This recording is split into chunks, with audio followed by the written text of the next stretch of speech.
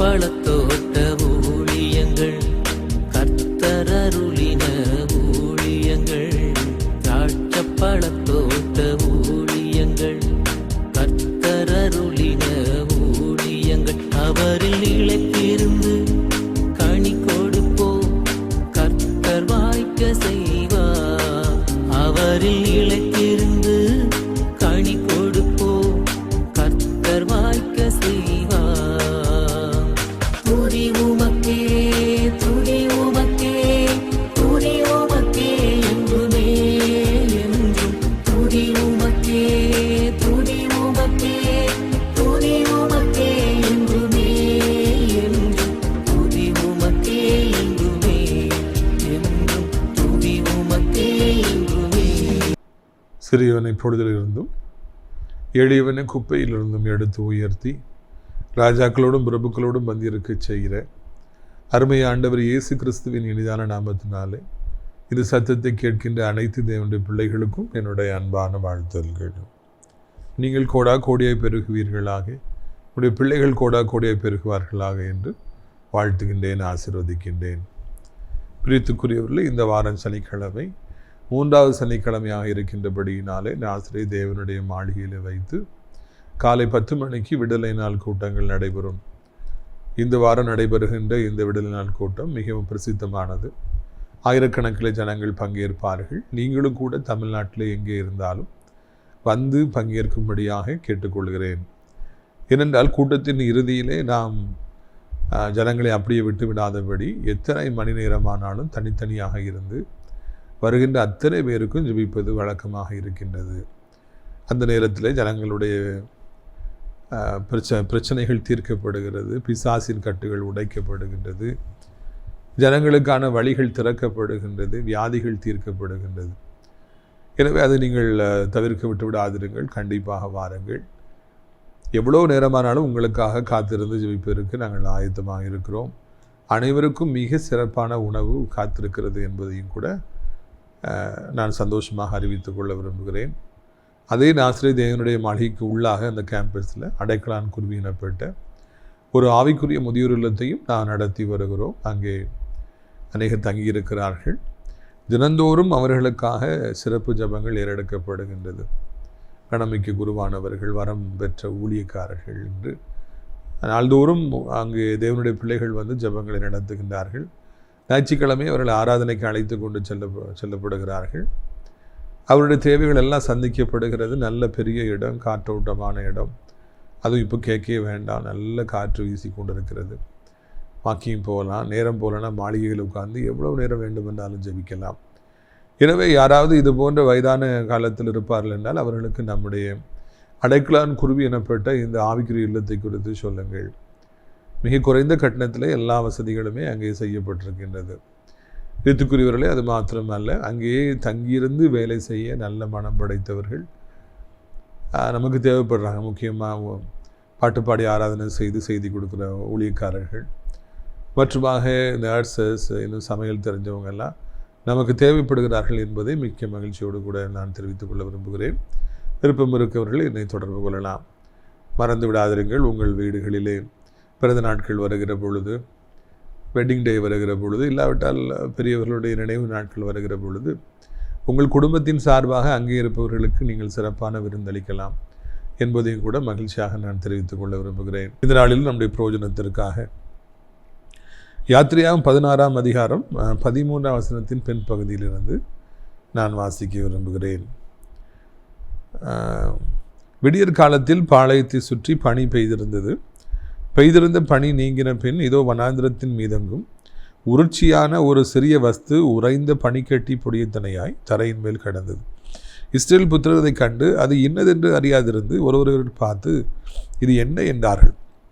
அப்பொழுது மோசே அவர்கள் நோக்கி, இது கர்த்தர் உங்களுக்கு புசிக்க கொடுக்கும் அப்பம். கர்த்தர் கட்டளையிடுவது என்னவென்றால் அவரவர் புசிக்கும் அளவுக்கு தக்கதாக அதில் எடுத்து சேர்க்க கடவீர்கள். பார்த்தீங்களா, இந்த இஸ்ரவேல் ஜனங்கள் மீது ஆண்டவர் எவ்வளவு கேர் எடுத்தார், இல்லைன்னா அவங்க மேலே எவ்வளோ அக்கறையாக இருந்தார், அவருடைய தேவைகளை எவ்வளவு அழகாக ஒரு தகப்பனை போல சந்தித்தார் என்பதற்கு ஒரு எடுத்துக்காட்டு தான் இந்த சம்பவம். காலையிலே பனி பெய்து எல்லோரும் தங்கள் கூடாரங்களை விட்டு டென்ட்டை விட்டு அவங்கெல்லாம் வெளியே வராங்க. வந்து பார்த்தா ஒரு சர்ப்ரைஸ், எங்கள் தரையில் எல்லா இடத்துலையும் ஒரு உருச்சியாக திரட்சியாக ஏதோ பனி மாதிரி அப்படியே அதில் கட்டியாக கிடக்குது. இதுக்கு முன்னாடி அவங்க அப்படிலாம் பார்த்ததில்லை. வந்து எல்லோரும் பார்க்குறாங்க, எல்லா இடத்துலையும் இப்படி லட்சக்கணக்கில் உருண்டையாக கிடக்குது. இதுக்கு முன்பு அவர்கள் பார்த்தது இல்லைங்கிறதுனால அவங்களுக்கு ஒரே குழப்பம், இது என்னன்னு ஒரே பேச்சாக இருக்கிறது.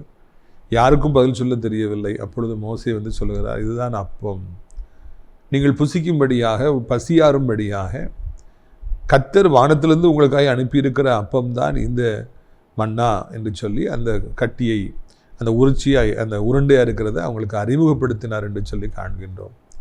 நீங்கள் மறக்கக்கூடாது, லட்சம் இஸ்ரவேல் ஜனங்கள் இப்பொழுது யாத்திரையாக இருக்கிறாங்க. இன்ப கானானை நோக்கி அவங்க பிரயாணப்பட்டுக்கிட்டு இருக்காங்க. பல வருஷங்கள் பிரயாணப்படணும். ஒவ்வொரு நாளும் அவங்களுக்கு பசிக்கும். மனிதனாய் பிறந்தாலே எல்லாருக்கும் பசிக்கும் என்பது உங்களுக்கு தெரியும்.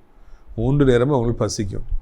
2-3 பேர்னா கூட சாப்பாடை பொங்கி சாப்பிட்றலாம், இல்லைன்னா ஹோட்டல் எது இருந்தாங்கன்னா ஹோட்டலில் போய் சாப்பிட்றலாம். ஆனால் லட்சம் ஜனங்களுக்கு சாப்பாடு தேவை. அது நடக்காத ஒரு கதை.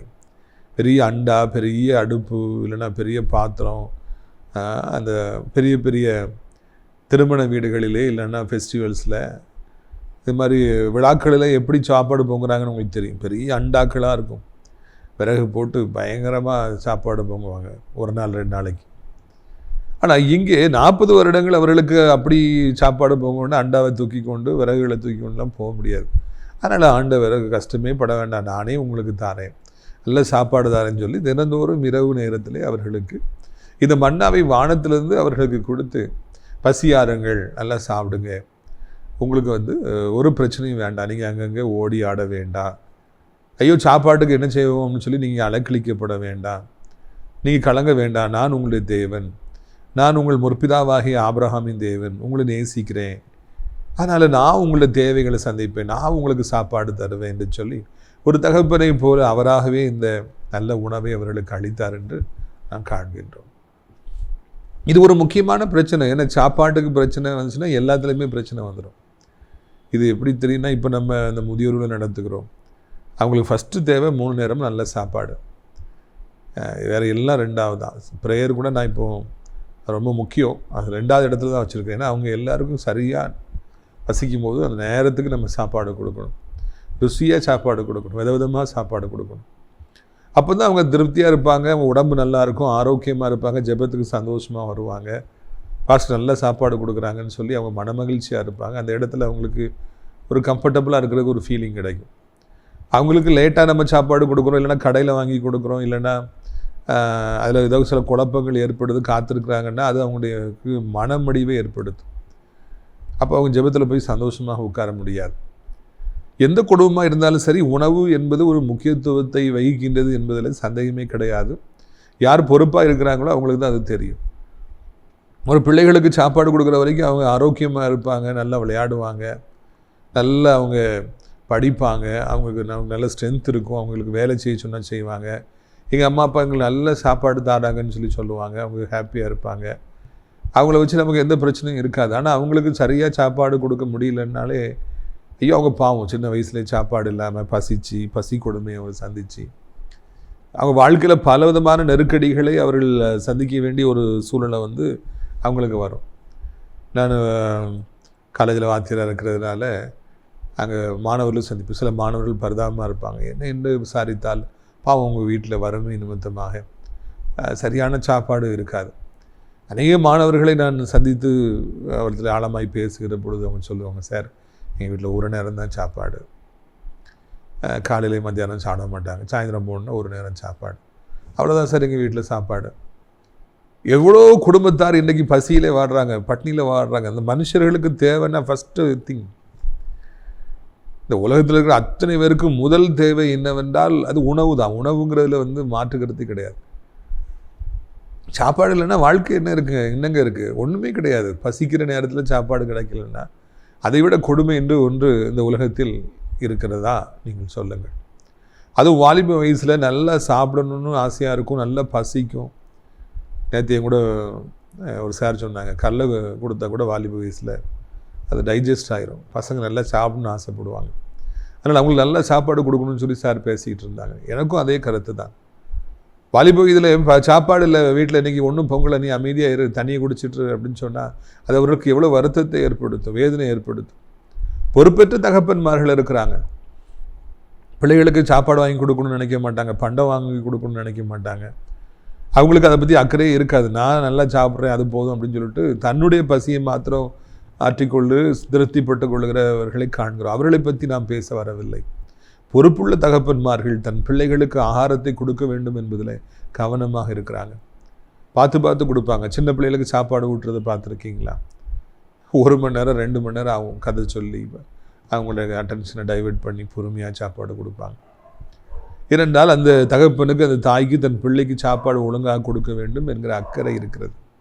இங்கே ஆண்டவருக்கு 1 குழந்தை இல்லை, 2 குழந்தை இல்லை, ஏறக்குறைய 50 லட்சம், 1/2 கோடி மக்கள் அங்கே இருக்கிறாங்க. அவர்கள் அத்தனை பேருக்குமே நான் சாப்பாடு கொடுப்பேன் என்று ஆண்டவர் அங்கே சித்தம் கொள்கிறார். ஆண்டவர் அதற்காக ஒரு சின்ன காரியத்தில் வானத்திலிருந்து பனி பெய்யும் பொழுது அந்த மன்னாவையும் பெய்ய பண்ணாரா. சிந்திக்கிற ஆண்டவர் இவர்களுக்கு சாப்பாடு கொடுக்க வேண்டும் என்றவுடனே ஒரு வழியை கண்டுபிடிக்கின்றார். மன்னாவை வானத்திலிருந்து பொழிய பண்ணுகிறார். 40 வருடங்கள் இரவும் பகலும் அவர்களுக்கு அங்கே மன்னா விழுந்து கொண்டே இருந்தது என்று நாம் வாசிக்கின்றோம். பிரியத்துக்குரியவர்களே, தேவன் அவர்களை போஷிப்பதற்கு போதுமானவராக இருந்தார், அவர் மீது அக்கறை உடையவராக இருந்தார், வல்லமை உடையவராக இருந்தார் என்றெல்லாம் இந்த இடத்துல நாம் கண்டு கொள்கிறோம். அனைத்து தேவனுடைய பிள்ளைகளுமே இந்த உலகத்தில் கிறிஸ்தவர்கள் என்று சொல்லுகிற, ஏசப்பாவை நேசிக்கிற, ஏசப்பாவுக்கு பின் சொல்லுகிற எல்லாருமே இதை வாசிக்கணும். வடாந்திர பாதையிலே இன்ப கானானுக்குள்ளே செல்வதற்கு முன்பதாக அனைத்து தேவனுடைய பிள்ளைகளையுமே ஆண்டவர் அங்கு தவறாமல் போஷித்தார் என்றால் அது அவருடைய கடமையாக இருந்தது. அவர் தகப்பனாக இருந்தார். அதனால் தாம் பிள்ளைகளுக்கு என்ன உணவு வேண்டுமோ அதை தெளிவாக அவர் கொடுத்தார். இன்றைக்கும் கர்த்தருடைய பிள்ளையாக நீங்கள் இருப்பீர்கள் என்றால் உங்களுக்கு தேவையான உணவை அவர் கண்டிப்பாக தருவார், வேலை இருந்தாலும் இல்லாவிட்டாலும். இல்லைன்னா உங்களுக்கு இன்கம் இருந்தாலும் இல்லட்டாலும் உங்களை போஷிப்பது அவருடைய கடமையாக இருக்கிறது. தகப்பனாக இவர் இருக்கிறபடியினாலே உங்கள் தேவையை அவர் சந்திப்பார். இந்த வனாந்திர பாதையில் கர்த்தர் உங்களை ஆசீர்வதிக்கிறதுக்கு முன்னால் கஷ்டப்பட்டுக்கிட்டு இருக்கிற இந்த காலத்தில் தேவன் உங்களை நடத்துவதற்கு போதுமானவராக இருக்கின்றார். வானத்திலிருந்து மன்னாவை கொடுத்து, இல்லைன்னா எங்கிருந்தாவது யார் மூலமாவது போஜனம் கொடுத்து உங்களை ஒரு சிறப்பானபடிக்கு உங்களை போஷிப்பதற்கு போதுமானவராக இருக்கிறார். வெள்ளக்கார மிஷினரி ஒருத்தர் இந்தியாவில் வந்து ஜார்ஜ் முல்லன் ஒருத்தர் அனாதை பிள்ளைகளுக்காக ஒரு பெரிய இல்லத்தை கட்டி பெரிய தரிசனத்தோடு அதை நடத்தி கொண்டிருந்ததாக வரலாறு சொல்லுகிறது. ஆயிரக்கணக்கில் பிள்ளைங்க இருப்பாங்க. டெய்லி போயிட்டு இது காசுன்னு மக்கள்கிட்ட கேட்க முடியாது, சாப்பாடு போடணுமென்னு சொல்லி வானத்தை நோக்கி பார்த்து விசுவாசித்து கர்த்தர் தருவார் என்று சொல்லி அவர் அங்கே அந்த பிள்ளைகளுக்கு 3 வேளையும் சாப்பாடு கொடுத்து நடத்தி கொண்டிருந்தாரா. ஒரு விசை காலை 10 மணி ஆகிறது, 11 மணி ஆகிறது, வழியை பார்க்குறாரு, ஒருத்தருமே இல்லை.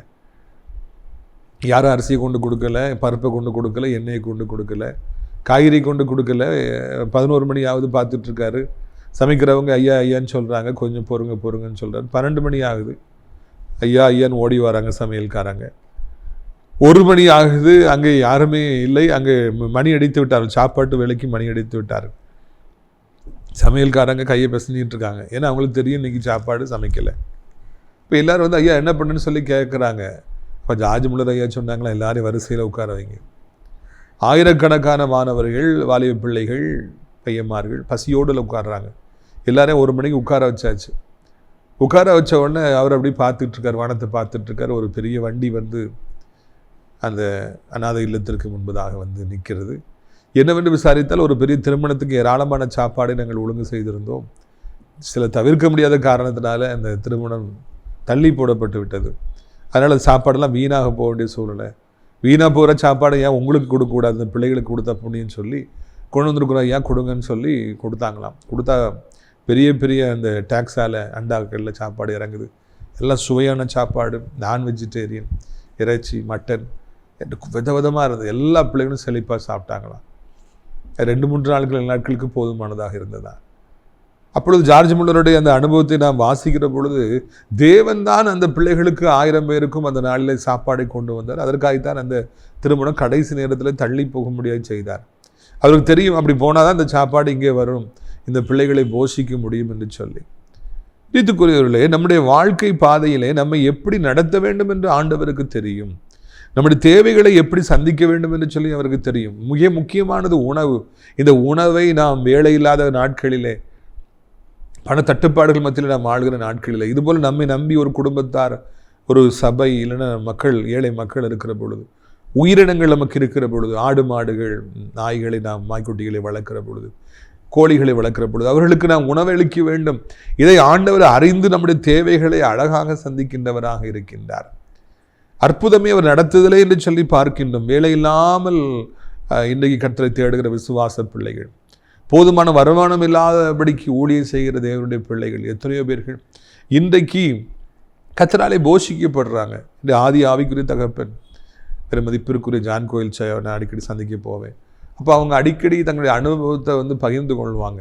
எவ்வளோ கஷ்டத்தின் மத்தியிலே ஊழியத்தை செய்தேன் என்று சொல்லி. என்றால் 9 பிள்ளைகள். இவங்க ஊழியம் பண்ணுறாங்க, ஐயா வீட்டம்மா ஊழியம் பண்ணலை, அதாவது வருமானம் கிடையாது, வேலைக்கு எதுவும் போகலை. அப்போது அந்த 9 பிள்ளைகளையும் வளர்க்குறதுக்கு அவ்வளோ கஷ்டம். ஒரு நாள் மறுநாள் ஸ்கூல் திறக்குது, பிள்ளைகளுக்கு நோட்டு வாங்கணும், நாளைக்கு ஸ்கூலில் ஃபீஸ் கட்டணும், நிறைய தேவைகள் இருக்குது. என்ன பண்ணணும்னு தெரியல. நைட்டு வீட்டுக்கு முன்னால் சேரை போட்டு வானத்தை பார்த்துட்டு ஜான் கோயில் செய்ய உட்காந்துருக்காங்க. நாளைக்கு நிறைய பண தேவைகள் இருக்குது, என்ன செய்யணும்னு சொல்லி தெரியல. 11 மணி ஆயிடுச்சு. ஆண்டவரேன்னு கூப்பிட்டு இருக்காங்க. அந்த நேரத்தில் என்னுடைய தகப்பனார் பஸ்லேருந்து இறங்கி அவங்க தெருவை தாண்டி தான் அப்படி எங்கள் வீட்டுக்கு வரணும். அப்போ நான் சின்ன பையன் நினைக்கிறேன், வீட்டில் நாங்கள் இருக்கிறோம். அப்பா பஸ்லேருந்து இறங்கி வரும்பொழுது ஜான் கோயில் செய்யாவை பார்க்குறாங்க. அப்படி உட்காந்து சோகமாக கால் நீட்டிட்டு ஜான் கோயில் செய்ய உட்காந்துருக்காங்கன்னா என்ன நினைத்தார்களோ என்று தெரியவில்லை. சில ஆயிரங்களை எடுத்து கொடுத்து விட்டு, அப்போது எங்கள் அப்பா ரொம்ப வசதியாக இருந்த காலம், என்னென்ன கேட்கல, சில ஆயிரங்களை எடுத்து கொடுத்துட்டு அந்தாலும் போய்கிட்டு இருந்தாங்களாம். ஜான் கோயில் அந்த பணத்தை அப்படி ஆர்வமாக எடுத்து பார்க்குறாங்க. அவருடைய தேவைகள் எல்லாம் அதில் சந்திக்கப்பட்டு அதுக்கு மீதியாகவும் இருந்து தான். இப்போ ஆண்டவரை பார்த்து ஜான் கோயில் நான் துதித்தேன் என்று சொல்லி சொன்னார்கள்.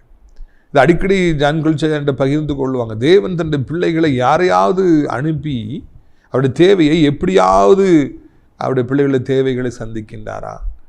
உண்மையுடைய தேவன் என்பதை நீங்கள் மறந்துவிடக்கூடாது. என்னையும் உங்களையும் கரம் பற்றி இருக்கிறவர், என்னையும் உங்களை நடத்துகின்றவர், தாயின் கருவிலை தெரிந்து கொண்டவர், உண்மையுடையவராக இருக்கின்றார். உங்கள் தேவைகளை தவறாதபடிக்கு யார் மூலமாவது அவர் சந்திக்கிறவராக இருக்கின்றார். அற்புதங்களை செய்கின்றவராக இருக்கிறார். எந்த ஊர்லையா வானத்திலிருந்து இப்படி மழை மாதிரி பொழிஞ்சுது, மண்ணா பொழிஞ்சுது, தரையில் விழுந்து அழுக்காக இருந்துக்கும்ல, ஆனால் எடுத்து பார்த்தா அழுக்கே இல்லை.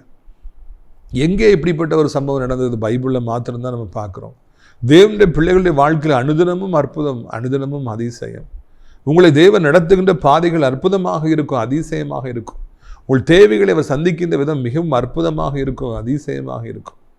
இந்த அடைக்கலான் குருவி எனப்பட்ட இந்த முதியோர் இல்லத்தை நடத்துவதற்கு எவ்வளோ சிரமங்கள், எவ்வளோ தேவைகள். இந்த ஊழியத்தின் பாதையில் எல்லா கூட்டம் முடிஞ்சோன்னா சாப்பாடு போடுறோம், எத்தனை ஆயிரம் பேர் வந்தாலும் சாப்பாடு போடுவோம். எவ்வளவு தேவைகள், எல்லா மாதமும் எல்லாராலும் கொடுக்க முடியுமா? முடியாது. அப்பொழுதெல்லாம் நானும் கூட என்னுடைய முற்பிதாக்களைப் போல வானத்தை நோக்கி பார்ப்பேன். ஒவ்வொரு முறையும் அற்புதமாக, அதிசயமாக டிவி மினிஸ்ட்ரிக்கு, இல்லைனா இந்த மாதிரி கரண்ட் பில் கட்டுறதுக்கு, மளிகை ஜாமான்களை வாங்கி போடுவதற்கு, இப்படி ஞாயிற்றுக்கிழமை ஆனால் சிக்கன், புதன்கிழமான மட்டன் என்று சொல்லி அவர்களுக்கு வாங்கி கொடுப்பதற்கு, ஃபிஷ் வாங்கி, மீன் வாங்கி கொடுப்பது, ஏராளமான தேவைகள் இருக்கும். அதுக்கு காசு, இதுக்கு காசு என்று சொல்லி எல்லாவற்றையும் ஆண்டவரை நோக்கி பார்க்கிற பொழுது அவர் யாரையாவது அனுப்பி அவர் எதிர்பாராத விதமாக அந்த தேவைகளை அதிசயமாக சந்தித்து வருகிறார். கர்த்தருக்கு மகிமை உண்டாகட்டும். பிரியத்துக்குரியவர், நம்முடைய வாழ்க்கையிலும் கூட ஆண்டவர் அப்படியே செய்கிறவராக இருக்கின்றார். நம்மையும் கூட அவர் நடத்துவார் என்பதை மறந்து விடாதிருங்கள்.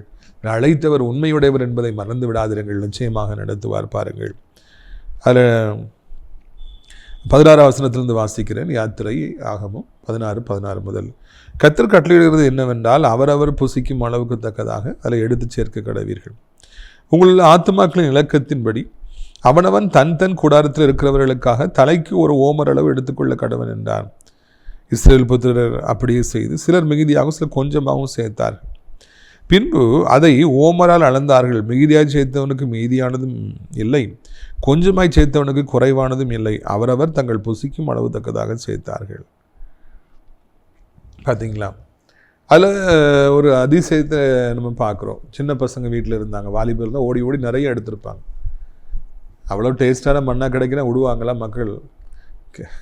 கல்யாண வீடுகளில் மிச்சம் கெடுக்குது, அசனத்தில் சாப்பாடு வாங்கினா விடுவாங்களா? ஓடி போய் எல்லாத்தையும் எனக்கு வேணும்னு சொல்லி தூக்குவாளி அண்டா கண்டா குண்டாலாம் போய் எல்லோரும் எடுக்கிற மாதிரி இந்த கல்யாண வீடுகள், இல்லைன்னா இந்த மாதிரி அசனங்கள்லாம் சாப்பாடு ஜனங்கள் வாங்குறத பார்த்தா பயங்கரமாக இருக்கும். சண்டை போட்டு எனக்கு வேணும் உனக்கு வேணும் வாங்குவாங்க.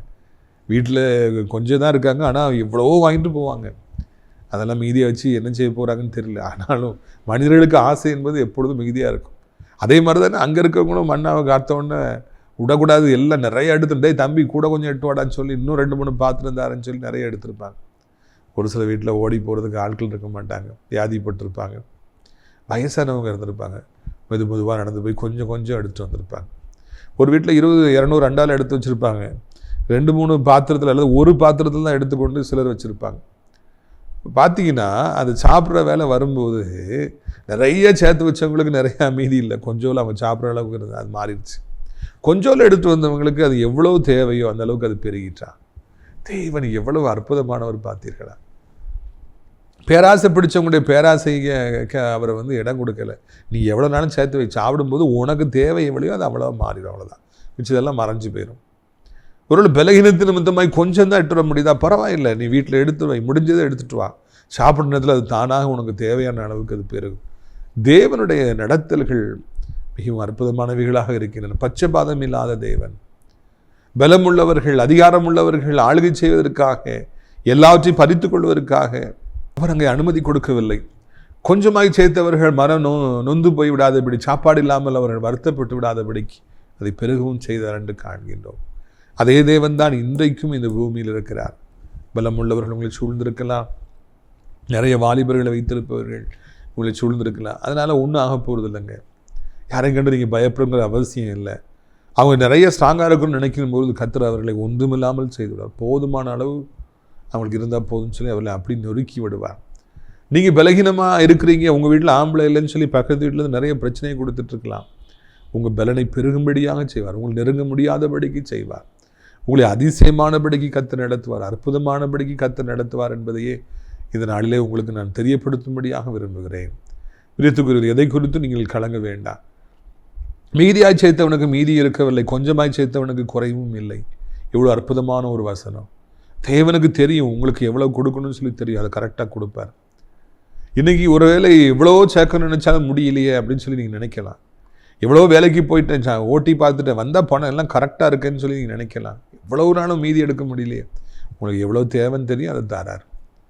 ஒருவேளை கொஞ்சமாக தான் எனக்கு வருமானம் இருக்குது, எனக்கு போதுமானதாகவே இல்லையே நீங்கள் நினைக்கலாம். ஆனால் அந்த கொஞ்சம் வருமானத்திலே உங்கள் தேவைகள் எல்லாத்தையும் கர்த்தர் சந்திப்பார்.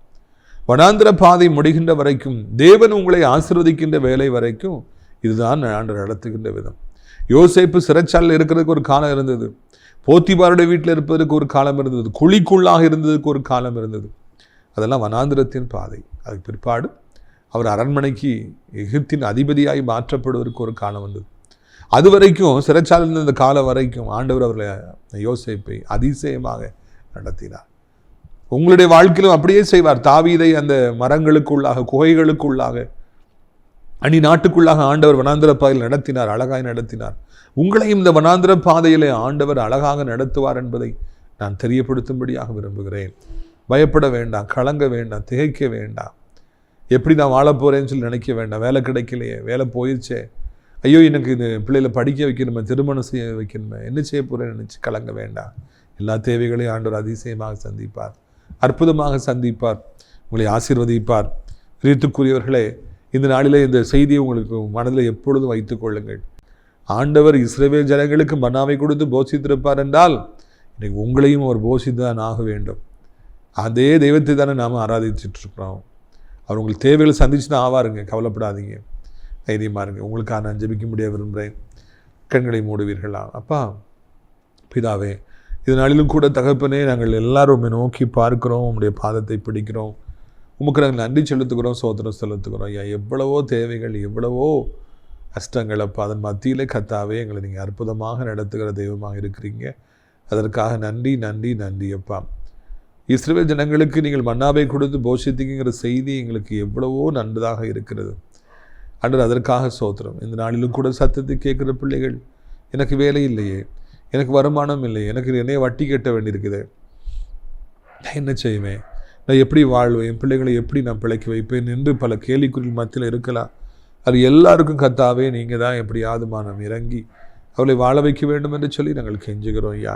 வானத்தையும் பூமியும் படைத்த கர்த்தர் திரு நாமத்தினாலே அனைத்து தேவைகளும் சந்திக்கப்படுவதாக. ஆண்டவரே, நம்முடைய பிள்ளைகளுக்கு வட்டி கட்டணும், லோனை அடைக்கணும், கடனை அடைக்கணும், வீடு கட்டணும், தகப்பனை பிள்ளைகளை திருமணம் செய்து வைக்க வேணும், ஃபீஸ் கட்டணும், அவர்களுக்கு தகப்பனை தேவையானபடிக்கு மாதந்தோறும் வாடகை கட்டணும், அது கட்டணும், இது கட்டணும், எத்தனை எத்தனை தேவைகளப்பா. அது மத்தியில் கலங்கி நிற்கிற பிள்ளைகள் எல்லாருக்கும் ஒரு உற்சாகப்படுத்துகிற செய்தியை நாளைகளுக்கு தந்தீங்க, அதற்காக நன்றி. அதன்படியே நீங்கள் செய்யுங்க.